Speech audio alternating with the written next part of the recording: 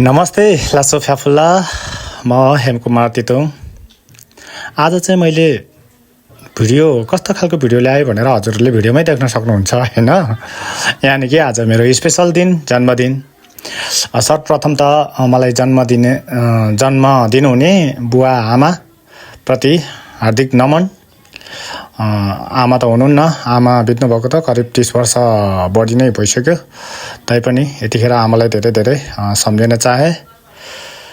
र यो जन्मदिनको अवसरमा मलाई सामाजिक सञ्जालबाट विश गर्नुहुने मेरो सम्पूर्ण साथीहरू, फोनमा म्यासेजमा विश गर्नुहुने सम्पूर्ण साथीभाइ, इष्टमित्र, दाजुभाइ, दिदी, बहिनी, आमा, बुवा सबैजनालाई धेरै धेरै धन्यवाद। र यो जन्मदिनको अवसरमा चाहिँ मैले यो पालि म हरेक वर्ष जन्मदिनको अवसरमा कहिले आश्रमतिर, कहिले गुम्बातिर,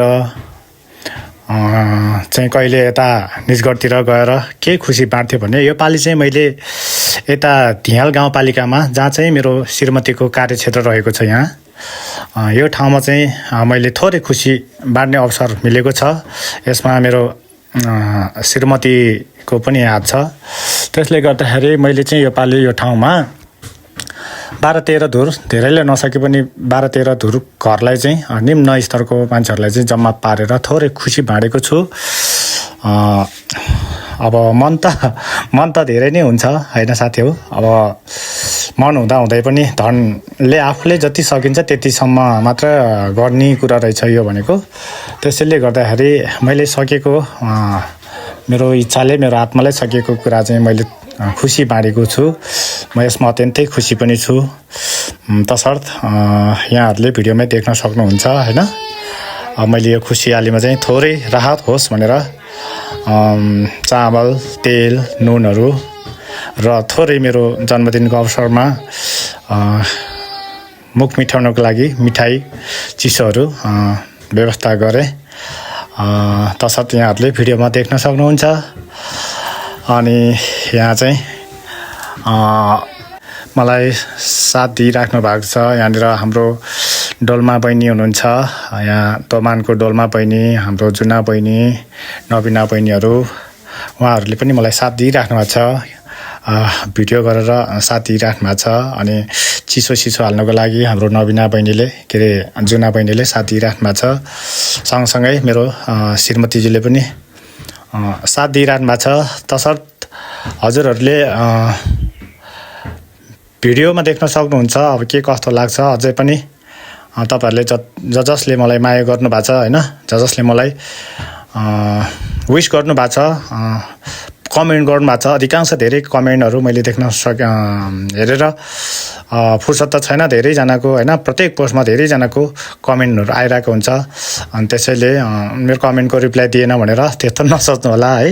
यहाँहरूलाई धेरै धेरै धन्यवाद। एकदम लभ यु सो मच। यसरी नै मलाई सधैँभरि माया गर्नु होला।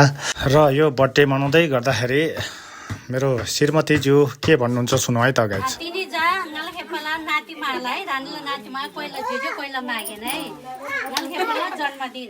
जन्मदिन खुसियाली बोला भाइ चुच्चा रानीका चाहिँ आशीर्वाद नन्जुको सधैँ ज्याउदाका गुडिनु स्यापका लसीमा हामी आएनौँ।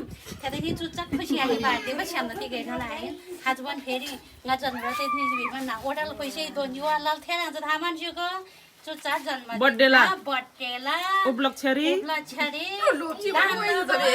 बाँडिदिरा डाइनिङ हाल सोधे क्या शान्ति म सब देखे सुन्नु गाई झाँसे मलाई नल ह्याप्पी बर्थडे टु यु जहिले खुसी दागा थ्याङ्क यू। जहिले खुसी दागा जहिले हाँसिलो खुसिलो जोसिलो यसै छोड्ला त यो सानो दिगो। हजुरहरूले सुनिहाल्नुभयो, श्रीमतीज्यूले साथ दिएर मेरो चाहिँ उहाँहरूलाई चाहिँ यो चाहिँ कतै सङ्घ संस्थाबाट आएको होइन, वडाबाट आएको होइन। यो चाहिँ मेरो श्रीमानको बर्थडेको अवसरमा चाहिँ यो तपाईँहरूलाई थोरै खुसी बाँडेको हो भनेर मलाई साथ सपोर्ट गर्दै श्रीमतीजीले मलाई पनि त्यहीँ सँगै बसेर हक गरेर बर्थडेको विस पनि गर्नुभयो। श्रीमतीजीलाई पनि धेरै धेरै धन्यवाद।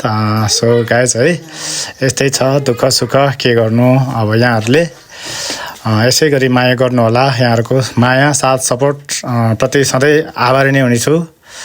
यो चाहिँ खुसी बाँडिरहेको भिडियो गाइज है। अन्त्यमा तपाईँहरूले यो भिडियो पनि के कस्तो लाग्छ, अब मैले गर्नुपर्ने मैले कतै केही गल्तीहरू गरेको छ भने मलाई प्रतिक्रिया पनि दिनु होला। हामी चाहिँ यहाँ आज एकदम भरपुर खुसी साथ रमाइलो गऱ्यौँ, उहाँहरू पनि खुसी हुनुभयो। उहाँहरूलाई खुसी पार्नु भनेको म एकदम खुसी हो होइन। म पनि अब म धनाट्य मान्छे त होइन, म पनि सामान्य मान्छे, उहाँहरू जस्तै दुःख पाएकै मान्छे हो। तर पनि आफूले सकेको कता कता चाहिँ एकदम खुसी बाँड्न पाउँदाखेरि चाहिँ योभन्दा खुसी कतै पाइएन। खुसी आफैभित्र खोज्नुपर्छ भन्थ्यो, अन्त कतै गएर खोज्ने होइन होइन।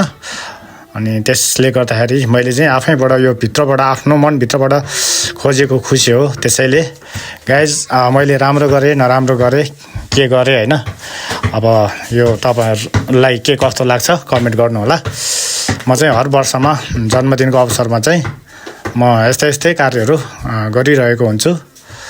यो चाहिँ हाम्रो अन्तिमको भिडियो, फोटो खिचेको भिडियो गाइज।